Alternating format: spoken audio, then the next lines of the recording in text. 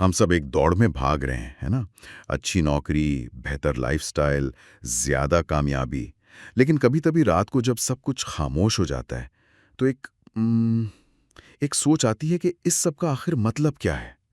ये बेचैनी कहाँ से आती है? आज हम कुछ ऐसे मवाद का गहराई से जायज़ा ले रहे हैं, जो इसी बेचैनी की जड़ तक पहुँचने की कोशिश करता है और ज़िंदगी के कुछ बहुत बड़े सवालात उठाता है। जैसे, मैं कौन हूँ? ये ज़िंदगी क्या है? और इल्म का असल मकसद क्या है। बिल्कुल। और ये मवाद एक बहुत ही दिलचस्प दावा करता है।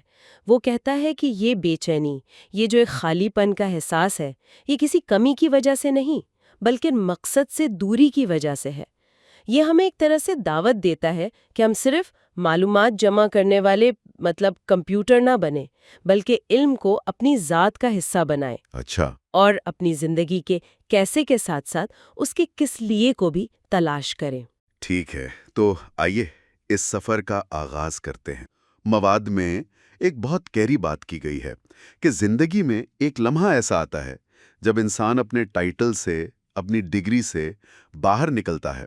वो डॉक्टर, इंजीनियर या बिजनेसमैन नहीं रहता, वो सिर्फ एक इंसान होता है। जी। और उसके सामने दो बुनियादी सवाल होते हैं, मैं कौन हूं और मैं यहाँ क्यों हूं। मुझे लगता है ये वो लम्हा है जो हम सबको कभी ना कभी खौफजदा करता है। बिल्कुल। और आज की तेज रफ्तार दुनिया में इन सवालात से भागना बहुत आसान हो गया है ना। हाँ, हर तरफ शोर है। हमारे फोन पर नोटिफिकेशंस का शोर, काम की डेडलाइंस, समाजी जिम्मेदारियां, ये सब मिलकर उन गहरी आवाजों को आप कह ले दबा देते हैं। इस मवाद का मरकजी नुक्ता ये है कि जब इन सवालात को नजरअंदाज किया जाता है तो इंसान अपने मरकज से हट जाता है। और इसका हल? इसका हल कुरान में तलाश करने की तजवीज़ दी गई है, लेकिन इस तरह नहीं जिस तरह हम अमूमन सोचते हैं। यही बात मुझे सबसे ज्यादा दिलचस्प लगी। यहाँ कुरान को सिर्फ एक मजहबी किताब के तौर पर नहीं देखा जा रहा, नहीं, बिल्कुल नहीं। बल्कि एक ऐसी गाइड के तौर पर जो बार बार सोचने, अक्ल इस्तेमाल करने और कायनात पर गौर व फिक्र करने की दावत देती है। जैसे वो आयत है, अफला ततफक्करून। क्या तुम गौर नहीं करते? जी, क्या तुम गौर नहीं करते? ये सिर्फ एक आयत नहीं, ये तो पूरा कुरान का मरकजी पैगाम लगता है। आपने बिल्कुल सही पकड़ा। ये एक तरह से आप कह लें साइंसी तजस्सुस की एक रूहानी दावत है। कुरान बार बार इंसान को कायनात में देखने को कहता है। पहाड़ कैसे बने, बारिश कैसे होती है, जानवर कैसे रहते हैं। जी। और इसी सोच से एक और अहम फर्क वाज़े होता है जो इस मवाद में बयान किया गया है, कामयाबी और कद्र के दरमियान फ़र्क। अच्छा, ये एक बहुत अहम नुक्ता है। तो इसका मतलब ये हुआ कि एक शख्स बहुत कामयाब हो सकता है, अच्छी नौकरी, बड़ा घर, बैंक बैलेंस, लेकिन अंदर से खुद को बेकदर और खाली महसूस कर सकता है। बिल्कुल। मवाद इसी फ़र्क को बहुत खूबसूरती से वाज़े करता है। कामयाबी वो पैमाना है जो माशरा तय करता है, जो दुनिया देती है, या आपकी तनख्वाह बताती है, आपकी गाड़ी का मॉडल। आपके घर का साइज। जी। जबकि कद्र का ताल्लुक आपके ज़मीर से है, आपके उसूलों से, आपके मकसद से। कामयाबी आपको दुनिया में एक मकाम देती है, जबकि कद्र वो आपके जाने के बाद आपकी मीरास बनती है। और इल्म का असल मकसद सिर्फ कामयाबी का हुसूल नहीं, बल्कि उस कद्र को तलाश करना है। और जब ये कद्र और मकसद का ताल्लुक टूट जाता है, खासतौर पर इल्म के दो बड़े शोबों के दरमियान, तो शायद वही तज़ाद पैदा होता है जिसे लोग दीन और साइंस का टकराव कहते हैं। ये एक किलीदी नुक्ता है। मवाद में यही दलील दी गई है कि ये टकराव दरअसल दीन और साइंस में नहीं है। तो फिर किस में है? उनकी नामुकम्मल समझ में है।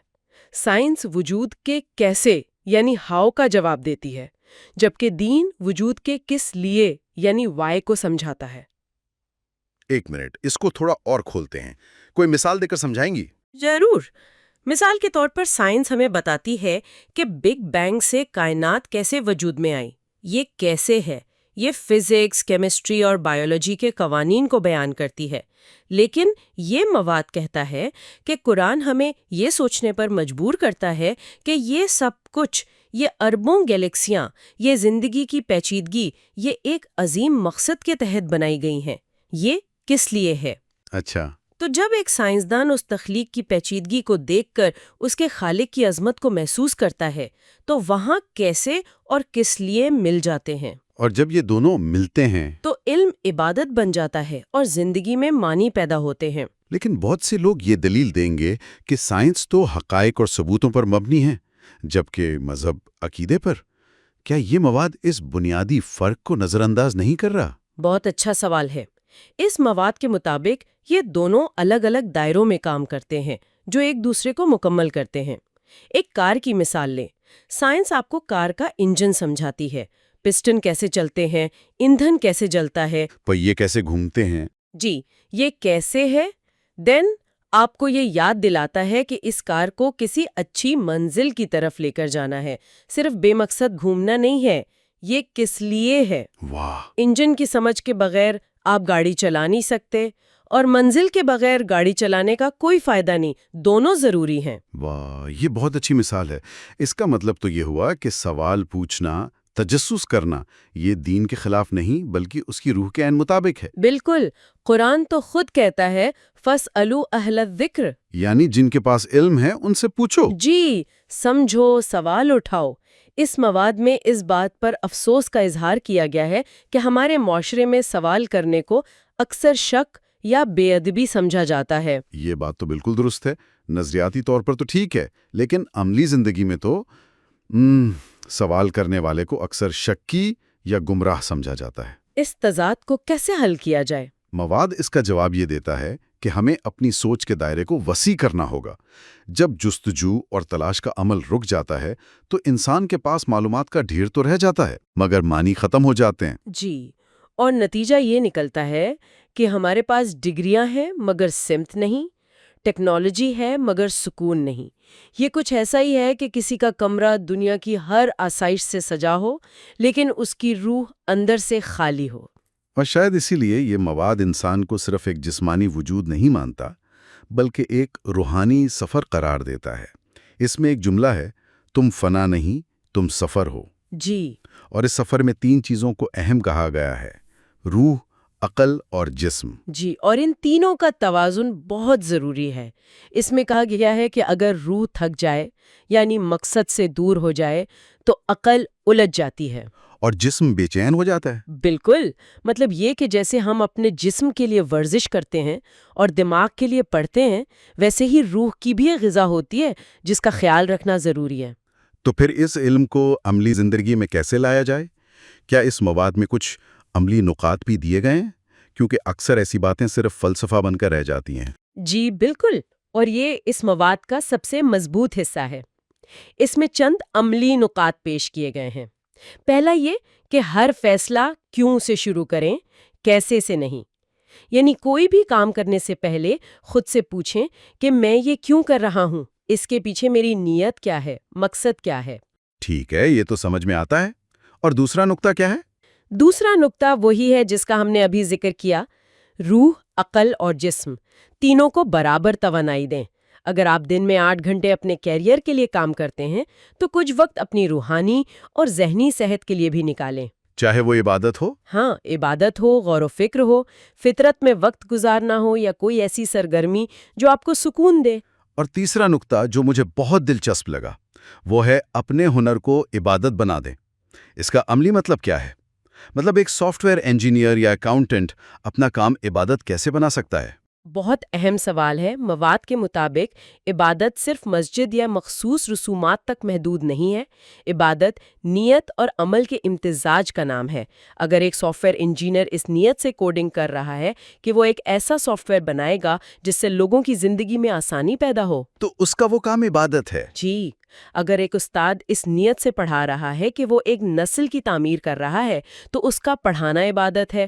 جب آپ کا ہنر انسانیت کی بھلائی کے لیے استعمال ہوتا ہے اور اس کے پیچھے نیت اچھی ہو تو وہ عبادت بن جاتا ہے۔ اور یہ سارا فلسفہ یہ اس ایک بنیادی یقین پر کھڑا ہے کہ کائنات میں کوئی بھی چیز بے مقصد نہیں بنائی گئی۔ قرآن کی آیت کا حوالہ دیا گیا ہے کہ ہم نے آسمان اور زمین اور جو کچھ ان کے درمیان ہے بے مقصد نہیں بنایا۔ بالکل، یہ سوچنے پر مجبور کرتا ہے کہ اگر یہ وسیع کائنات، یہ کہکشائیں، یہ ایک چھوٹا سا ایٹم بے مقصد نہیں تو ایک انسان، اشرف المخلوقات، بے مقصد کیسے ہو سکتا ہے؟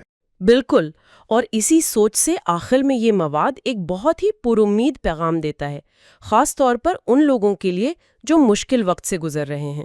ایک منٹ، تو اس مواد کے مطابق درد ایک ترتیب نو ہے، سزا نہیں۔ یہ تو بہت طاقتور خیال ہے، کیونکہ ہم میں سے زیادہ تر لوگ تو مصیبت کو سزا ہی سمجھتے ہیں۔ جی، یہ ایک انقلابی سوچ ہے۔ اس کے مطابق درد یا مشکل سزا نہیں، بلکہ آپ کو آپ کے اصل مقصد کی طرف واپس لانے کا ایک ذریعہ ہے، ری الائنمنٹ ہے۔ اچھا، اگر دعا فوری طور پر قبول نہیں ہو رہی تو شاید اللہ آپ کی کہانی کا بہترین باب لکھ رہا ہے، جس کے لیے تھوڑا انتظار ضروری ہے۔ اگر آپ کی سوچ میں گہرے سوالات اٹھ رہے ہیں تو اس کا مطلب ہے کہ اللہ آپ کی روح کو جگا رہا ہے، اسے سونے نہیں دینا چاہتا۔ تو یہ بے چینی ایک تحفہ ہے۔ جی، تو اگر ہم اس ساری گفتگو کا خلاصہ کریں تو یہ مواد ہمیں دعوت دیتا ہے کہ ہم علم کو ایک زندہ تجربہ بنائیں، سائنس کو اس کائنات کی تخلیق سمجھنے کے لیے استعمال کریں، اور قرآن کو اس تخلیق کے پیچھے چھپے مقصد کو جاننے کے لیے۔ یہ ایک ہی خالق کی طرف سے آنے والی دو الگ الگ روشنیاں ہیں جو ایک دوسرے کی نفی نہیں کرتی۔ بالکل، اور یہ گفتگو سننے والوں کے لیے ایک سوال چھوڑ جاتی ہے جو اس مواد کی روح کے عین مطابق ہے۔ اگر علم کا اصل مقصد زندگی کو بدلنا ہے، معلومات جمع کرنا نہیں، تو ایک لمحے کے لیے سوچنے کی بات یہ ہے کہ ہمارے پاس موجود کون سا علم صرف ہمارے دماغ میں محفوظ ایک فائل نہیں، بلکہ ہماری زندگی میں تبدیلی لانے والی ایک فعال قوت ہے۔